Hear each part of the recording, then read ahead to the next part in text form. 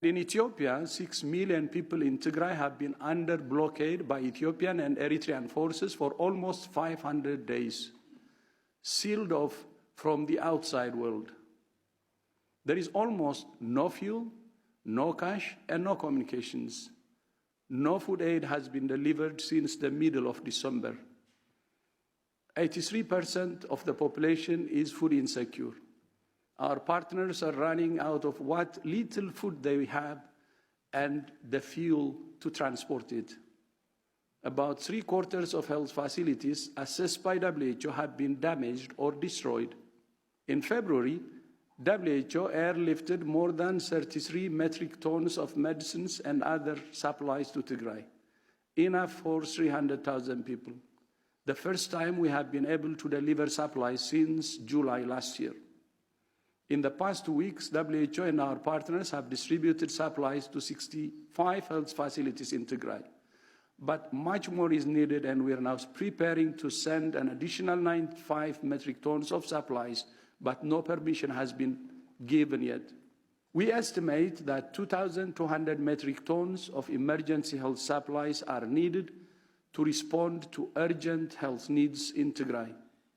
Only 117 metric tons have been delivered, less than 1% of what is needed. But with no fuel, even if we can get supplies in, getting them to where they need to go is very difficult or impossible. The humanitarian situation in the neighboring Afar region also continues to deteriorate, with tens of thousands of people displaced and in need of food, shelter, and health services.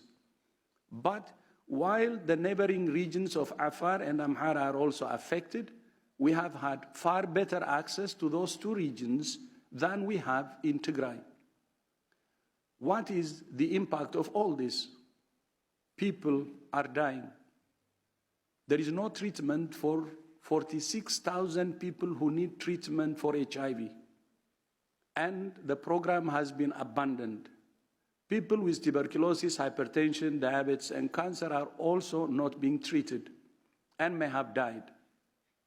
As a result of the lack of fuel, some of our partners are having to scale back their operations. The situation in Tigray is catastrophic. The blockade on communications, including on journalists being able to report from Tigray, means it remains a forgotten crisis. Out of sight and out of mind. Yes, I'm from Tigray, and this crisis affects me, my family, and my friends very personally. But as the Director General of WHO, I have a duty to protect and promote health wherever it's under threat.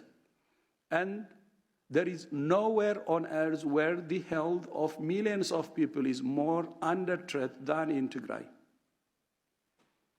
Just as we continue to call on Russia to make peace in Ukraine, so we continue to call on Ethiopia and Eritrea to end the blockade, the siege, and allow safe access for humanitarian supplies and workers to save lives.